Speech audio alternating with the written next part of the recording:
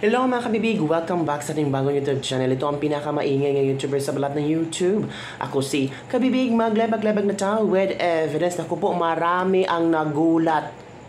Oo, marami ang nagulat sa transformation ni Kitty Duterte. Alay, grabe mga kabibig. Para yatang this is a sign na papasukin na ni Kitty Duterte ang politika. Shocking! Grabe, kabibig. Kung tingnan mo lang ang mga pictures at Kitty, sabihin mo talaga, ito ang susunod ni VP Sara. The future of Davao City. Wow!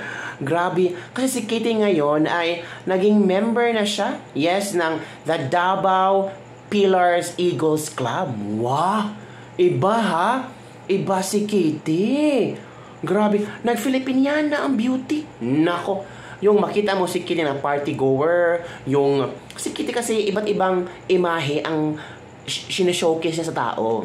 Pag yung sarili niya, yung Kitty yung ano ba, yung gusto niya mag-enjoy, makita natin na playful siya, sumasayaw, nag-enjoy sa kanyang pagiging single, 'di ba?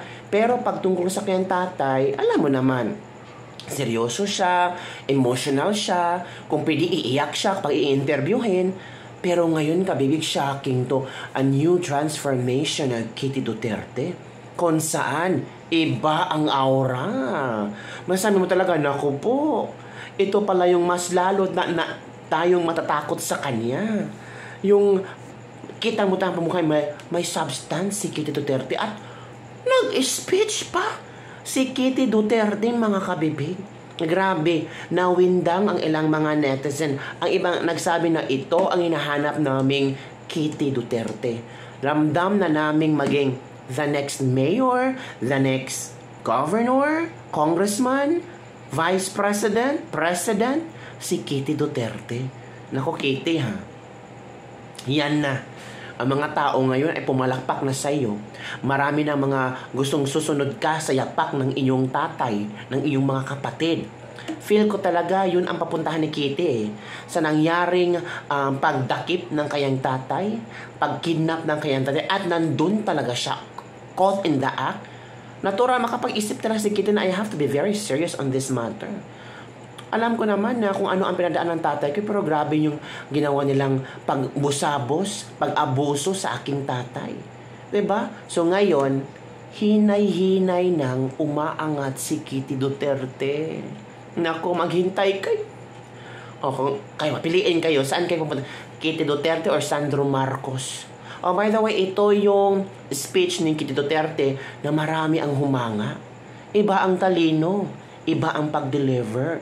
May substance. At the same time, ramdam mo ba, sa mga Duterte talaga, nandun talaga yung ano ba, makukuha talaga ng mga Duterte ang atensyon ng tao.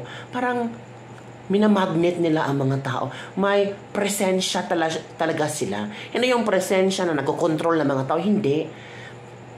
Ang tao ay talagang makikinig sa kanila. Yung magsasalita sila ba na pawang katotohanan, walang halong drama at budol, mga kabibig.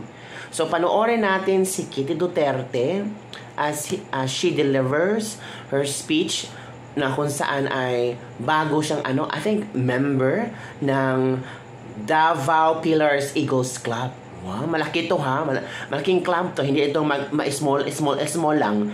Sige, manood tayo kay Kitty Duterte. Over the past year that directly benefited thousands of Davaoeños across 15 barangays. I would like to commend you for your brave and honest work. Through youth and educational development, healthcare and wellness, community development and livelihood, transportation assistance, cultural and social initiatives, and support to security forces. You have indeed contributed to a progressive Davao City. Remember that there is strength in unity and excellence in service. Congratulations to the newly inducted members of Batch Castellum. Do it for the glory of God and may He be with you. Let us lift up and live on.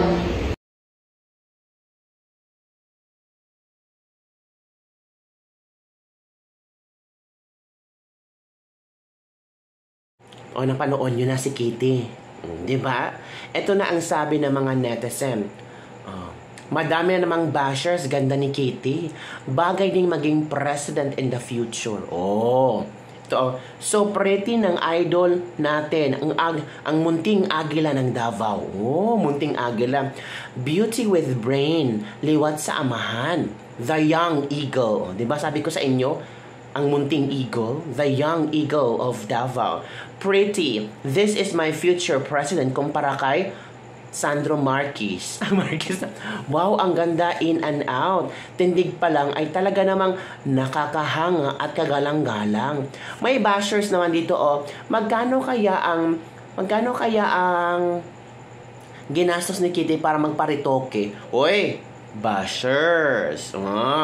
Wala namang problema kung magparitoke ka as long as that will make you happy, you enjoy your life, at disintang pera mo naman ang ginamit mo. Kung sabihin nyo si Kitty ay pera ng gobyerno, excuse me, si Kitty, ang daming endorsement. Hindi yan palaboy-laboy lang. Kahit presidente yung ama, vice president yung kapatid, at may posisyon sa gobyerno ang mga kapatid niya, hindi yan dependent sa kanila. Independent girl, si Kitty Duterte. Tapos sabihin mo, magkano kaya ang ginastos si Kitty sa pera ng gobyerno para sa kanyang ritoke? May mahiya ka naman, oy. Kung insecure ka sa beauty ni Kitty, hala, magparitoke ka din. Diba? Gayahin mo ang pagmumukha ni Kitty. So, ganda, bagay talaga maging president. Oh. So, pretty ni Kitty. Ito na ang susunod sa yapak ng kayang ama. O, tingnan mo kabibig. O, diba? Ang ganda ni Kitty Duterte. Ito na yata ang simula ng kanyang paghihiganti. Ay, ano to, teleserye? Susunod sa yapak, papasok na sa politika si Kitty kasi naging member siya ng Davao Eagles Club. Posible, mga kabibig, stepping stone ito no Kitty para to know the possible people, connections, para ano din ba, ma-experience na ni Kitty kung ano yung mga na-experience na kayang ng mga kapatid niya. Stepping stone to connect with people sa kanilang sa circles nila, sa circle nila nga mga politiko. Parang feel ko talaga si Kitty ba ang the next president. Meron namang mag-bash-bash dyan. Ambisyoso daw ako. Hindi natin alam, mga kabibig, bakit hawak mo ba ang future ni Kitty? Hindi naman diba? So, wag mong i-down. Because we don't know, up. Baka masyaka na lang na si Kitty na ang the next president. Diba? Sige. So, bagay kaayo ang Filipiniana dress attorney Inday Kitty. Diba? Wow! Yung nagtitinda ka sa TikTok pero lakad senadora. Ay! Pwede din senador si Kitty, diba? Nail it. Another generation tatak Duterte. Yung young eagle will soar high. Yan kabibig. Grabe. Positive impact talaga. Positive comments ang nakikita natin sa sa Davao Pillars Eagle na bagong miyembro na si Kitty Duterte. Pero feel ko talaga kabibig ba? Ito yung I don't know kung sino ang nag-decide nito na sumali si Kitty, Davao Eagles Club. I don't know kung sino ang nagpabukas ng kanyang mata na, hey Kitty, parang ito yung path mo kung ano yung path ng mga kapatid mo, parang dun ka rin papunta. So dapat make a new step. Gawin mo na yung mga unang hakbang para makilala ka sa circle ng mga taong malapit tumulong sa mga Duterte. The next leader sa bansang Pilipinas, mabait, matapang, matalino para sa masang Pilipino at mapagmahal sa kapwa. Yan mga kabibig ha.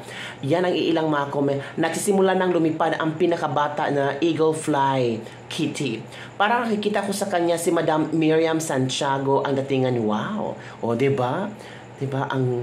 Yun ang mga komento ng mga netizen, ha. Well, I'm sure naman, later on baka magbigay ng official statement kung bakit nagpamiyembro si Kitty sa Davao Eagles Club.